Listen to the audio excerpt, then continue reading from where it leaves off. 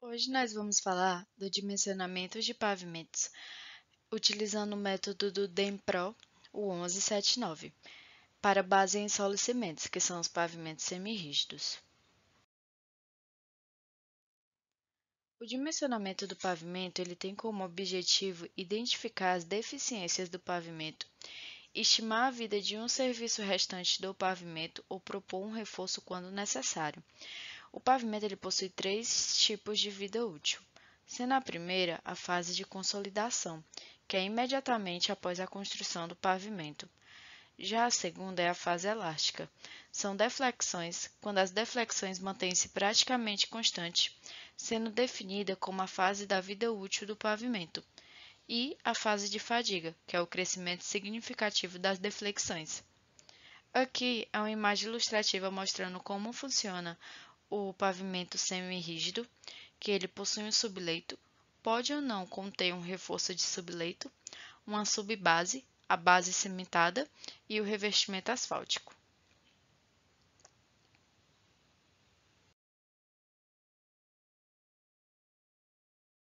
Para as etapas de cálculo, a gente inicia calculando a deflexão característica, onde essa deflexão característica é a deflexão recuperável medida em campo, menos o desvio padrão da amostra. E a deflexão de projeto é a deflexão característica vezes o fator de correção sazonal, onde esse fator de correção sazonal ele tem dados limites, que é dado pela norma, aqui, como mostra aqui na tabela 02. Para um subleito arenoso e permeável, você pode usar os valores de 1,1 a 1,3 para a estação seca e na estação chuvosa o valor de 1. Para subleitos argilosos e sensível à umidade, você pode utilizar 1,2 a 1,4.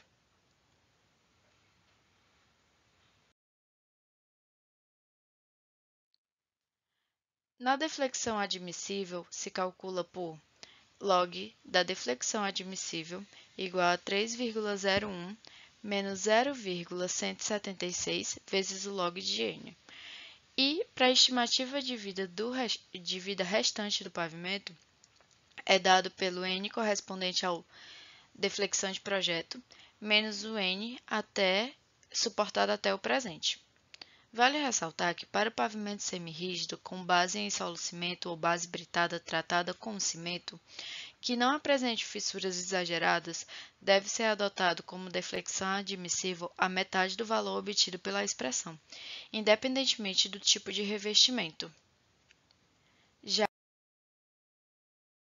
para calcular o reforço do pavimento, a gente usa a expressão onde H, que é a espessura do reforço, vai ser igual a K, que esse K é um fator de redução de deflexão, que quando é um concreto betuminoso, você utiliza o valor de 40, vezes o log da deflexão de projeto dividido pela deflexão admissível. Porém, também é viável ressaltar que para Ks diferente do tipo de CBUQ, ele possui a fórmula, onde esse K vai ser igual à espessura do reforço dividido pelo log de DO sobre DR, que DO é a deflexão medida antes da execução do reforço e DR é a deflexão medida na superfície.